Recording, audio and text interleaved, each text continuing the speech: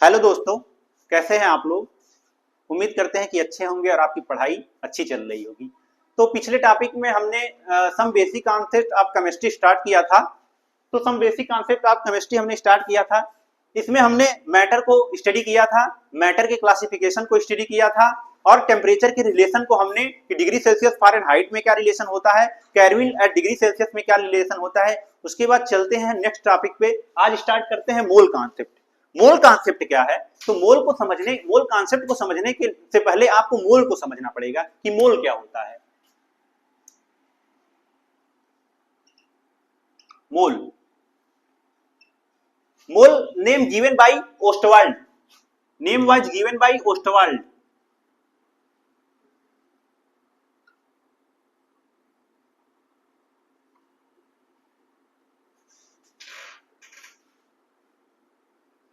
तो mole name जो दिया गया था ये ओस्टवाल्ड एक साइंटिस्ट थे, उन्हीं के नाम पे दिया था। अब मोल नेम क्यों दिया गया था? इसका लैटिन मीनिंग होता है, मोल्स का लैटिन में मीनिंग होता है हीट और पाइल्स। ठीक है, एज सच मोल का कोई मतलब नहीं होता है। मोल मतलब एक चुटकी, एक चुटकी में जो भी चीजें होंगी उसको क्या कहेंगे? मोल कहेंगे।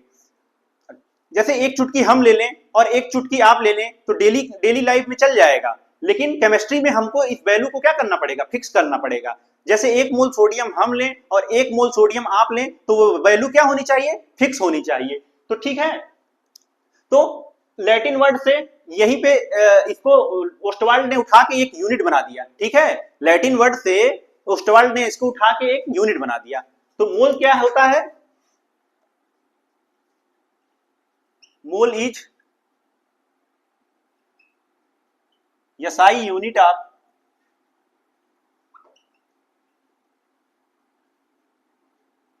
अमाउंट ऑफ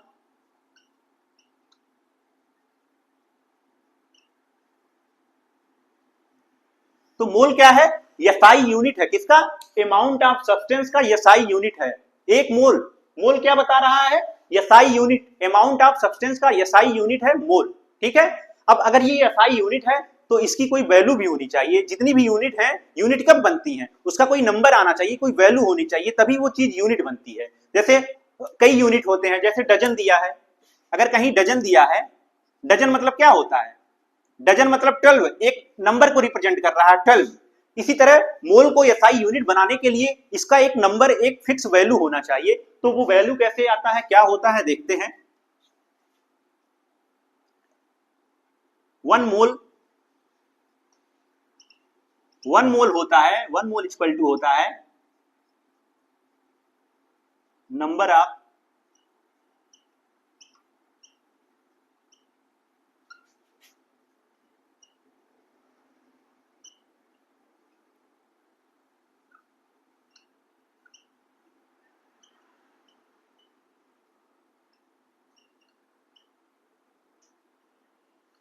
तो वन मोल क्या होता है? Number of carbon atom present in 12 gram of carbon 12 sample. 12 gram carbon 12 sample में जितने नंबर ऑफ कार्बन के एटम होंगे वही क्या कहलाएगा? एक मोल। वही क्या कहलाएगा? एक मोल। 12 ग्राम कार्बन 12 सैंपल में जितने नंबर ऑफ कार्बन के एटम होंगे उसी को क्या कहेंगे? एक मोल। उसी को क्या कहेंगे? एक मोल। ठीक है, अब मास स्पेक्ट्रोस्कोपी एक टेक्निक होता है, मास स्पेक्ट्रोस्कोपी एक टेक्निक होता है जो एक कार्बन 12 एटम के मास को क्या करता है, जहां से हमने एक कार्बन 12 एटम का मास निकाल लिया। तो मास स्पेक्ट्रोस्कोपी एक टेक्निक है जहां हमने mass of one carbon 12 atom, mass spectroscopy एक टेक्निक है जिसकी सहायता से हमने एक कार्बन 12 एटम के मास को निकाल लिया। 1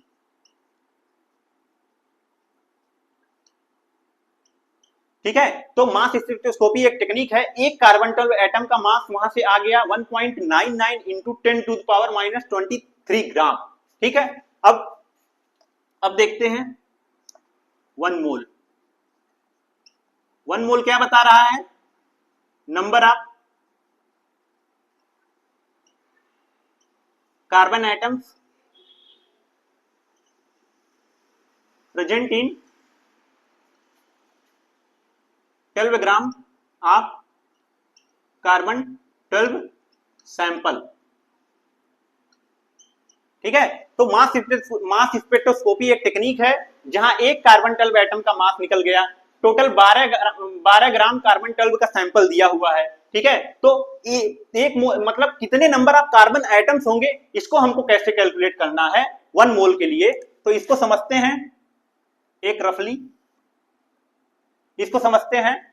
जैसे सपोज दैट कि हमको नंबर ऑफ एप्पल्स दिया है, सपोज दैट कि नंबर ऑफ एप्पल्स हमको कैलकुलेट करना है और टोटल एप्पल्स का मास दिया है और 1 एप्पल्स का मास बचा है, तो वहां से हम नंबर ऑफ एप्पल्स निकाल लेंगे। नंबर ऑफ एप्पल्स हमको कैलकुलेट करना है, नंबर ऑफ एप्पल्स हमको कैलकुलेट करना है और टोटल मास ऑफ एप्पल्स का दिया है, total mass of Apple, total mass of Apple suppose that कि 100 ग्राम 100 ग्राम दिया है, टोटल मास ऑफ एप्पल का 100 ग्राम दिया है और मास ऑफ 1 एप्पल हमको पता है, मास ऑफ 1 एप्पल,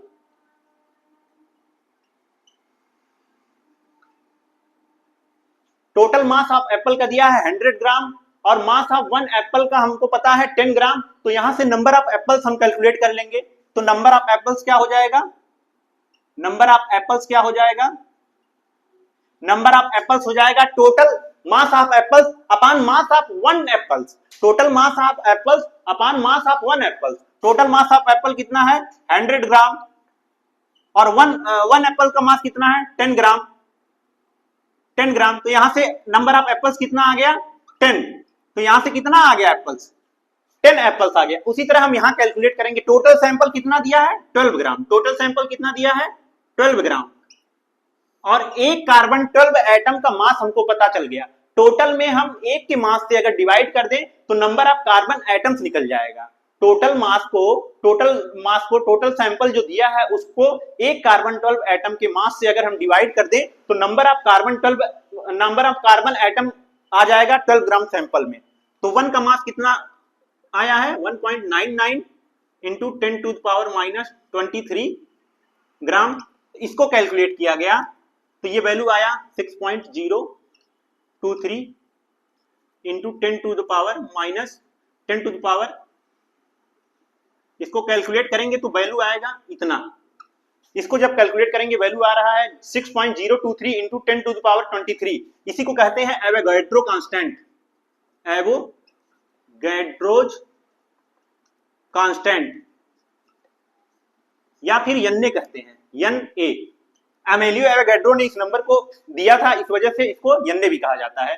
तो मोल क्या है, मोल क्या है, मोल कुछ मतलब मोल अमाउंट ऑफ सब्सटेंस का एसआई यूनिट है। अगर यूनिट है तो उसका कुछ वैल्यू होना चाहिए, जितने भी यूनिट है उसका वैल्यू होता है। जैसे डजन है, डजन का 12 होता है, ठीक है, 1 डजन इक्वल टू 12 को रिप्रेजेंट करता है। उसी तरह से 1 मोल किसको रिप्रेजेंट करेगा, कहीं पे 1 मोल दिया है तो इस नंबर को रिप्रेजेंट करेगा, 1 मोल इस नंबर को रिप्रेजेंट करेगा। ठीक, अब आगे देखते हैं।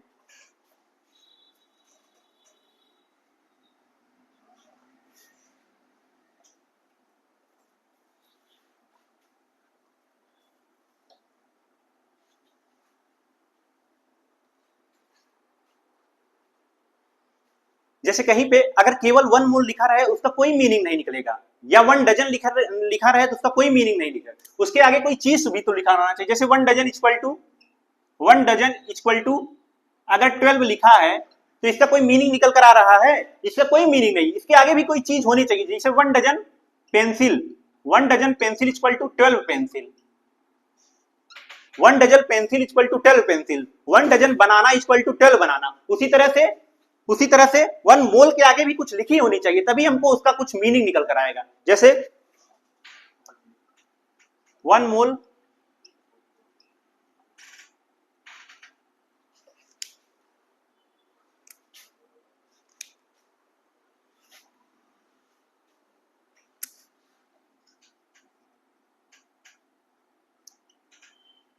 एटम ऑफ सोडियम किसको रिप्रेजेंट करेगा 6.023 into 10 to the power 23 sodium atom. 1 mole sodium atom में कितने नंबर ऑफ एटम होंगे सोडियम के 6.023 into 10 to the power 23 sodium के एटम होंगे। ठीक है, या 1 मोल एटम इसको कह सकते हैं, या इसको कह सकते हैं 1 ग्राम एटम ऑफ सोडियम। तो दोनों एक ही चीज है, 1 मोल एटम ऑफ सोडियम कह ले या 1 ग्राम एटम ऑफ सोडियम कह ले, दोनों एक ही चीज है। ठीक है, अब 1 mole molecules of 1 mole molecule of CO2 में कितने CO2 के मॉलिक्यूल होंगे? 6.023 into 10 to the power 23 CO2 के क्या होंगे? मॉलिक्यूल होंगे। 20 इतने CO2 के मॉलिक्यूल होंगे। 1 मोल मॉलिक्यूल ऑफ CO2 में इतने CO2 के मॉलिक्यूल होंगे, या इसी को कह देंगे 1 ग्राम मॉलिक्यूल ऑफ CO2। दोनों एक ही चीज है, 1 मोल मॉलिक्यूल ऑफ CO2 कह ले या 1 ग्राम मॉलिक्यूल ऑफ CO2 कह ले, दोनों एक ही चीज है, कोई डिफरेंस नहीं है दोनों में। ठीक है, या फिर आयंस को हम ले लें, 1 mole ions of potassium plus में नंबर ऑफ आयन कितने होंगे? 6.023 into 10 to the power 23 potassium के आयंस होंगे, या फिर 1 ग्राम आयंस ऑफ पोटेशियम। ठीक है, तो 1 मोल एटम ऑफ सोडियम में कितने नंबर ऑफ सोडियम के एटम है? 6.023 into 10 to the power 23 sodium के एटम है, या फिर इसी को कह सकते हैं 1 gram atom of sodium. 1 mole molecule of CO2 में इतने नंबर है CO2 के, या फिर इसी को कहते हैं 1 gram molecule of CO2। 1 mole ion ले ले या मॉलिक्यूल ले ले या एटम ले ले, इसी नंबर को रिप्रेजेंट करेंगे। सभी क्या करेंगे? इसी नंबर को रिप्रेजेंट करेंगे। एटम ले ले, मॉलिक्यूल ले ले या आयंस ले ले। यहां तक समझ में आया? ठीक है, आगे चलते हैं। एक नोट हम देखते हैं, एक नोट, एक और चीज समझने वाली है यहां पे। एक नोट,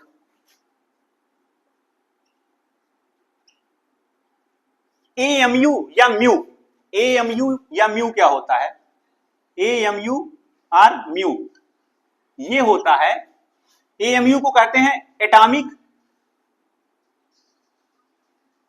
एटॉमिक मास यूनिट और यूनिफाइड मास। AMU या म्यू को क्या कहते हैं? AMU को कहते हैं एटॉमिक मास यूनिट या यूनिफाइड मास कहते हैं। ये भी क्या है? ये भी क्या है? मास का यूनिट है। AMU या म्यू क्या है? मास या भार का यूनिट है। ठीक है, 1 AMU इक्वल टू क्या होता है?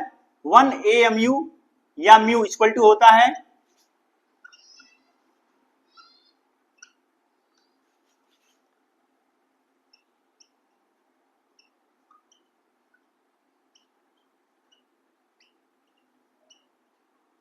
1 AMU क्या होता है?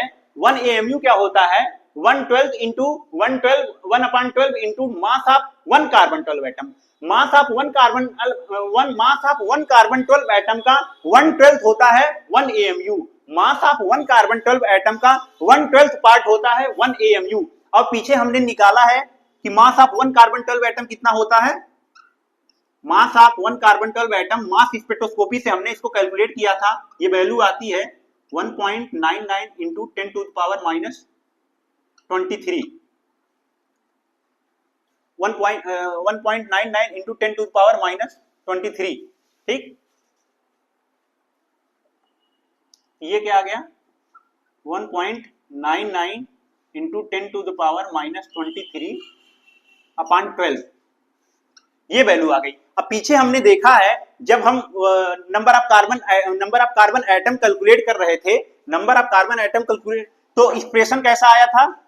12 gram upon 1.99 into 10 to power minus 23, ये एक्सप्रेशन आया था। इसको क्या कहते हम? यानी एवोगैड्रो नंबर। इसी नंबर को जो पीछे एक्सप्रेशन आया था ये आया था, इसी का रिवर्स क्या आया है? ये आया है, इसी का उल्टा ये एक्सप्रेशन आया है। तो ये क्या है? 12 upon 1.99 into 10 to power minus 23 यन्ने को रिप्रेजेंट कर रहा है। तो ये डिजिट ऊपर है और ऊपर वाला नीचे है, तो ये क्या हो जाएगा? 1 अपॉन यन्ने ग्राम, 1 अपॉन यन्ने ग्राम। तो AMU 1 AMU या म्यू क्या बताएगा? 1 बाई यन्ने ग्राम। ठीक, अब इसको हम क्यों निकाले हैं? इसको हम क्यों कैलकुलेट कर रहे हैं? क्योंकि जब मास हम निकालेंगे जब एटॉमिक मास कैलकुलेट करेंगे, मोल्स के कैलकुलेशन में मास को कैलकुलेट करना जरूरी होता है, तो जब हम एटॉमिक मास को कैलकुलेट करेंगे तो वहां पे इसकी जरूरत पड़ेगी। ठीक है, तो एटॉमिक मासेस कितने प्रकार के होते हैं? एटॉमिक मासेस कितने प्रकार के होते हैं? एक तो सिंपल एटॉमिक मास होता है, एक रिलेटिव एटॉमिक मास होता है, एक ग्राम एटॉमिक मास होता है। तो 3 तरह के मास होते हैं, इसको नेक्स्ट क्लास में डिस्कस करेंगे। ठीक है, और आज यहीं पे रोकते हैं। Thank you very much.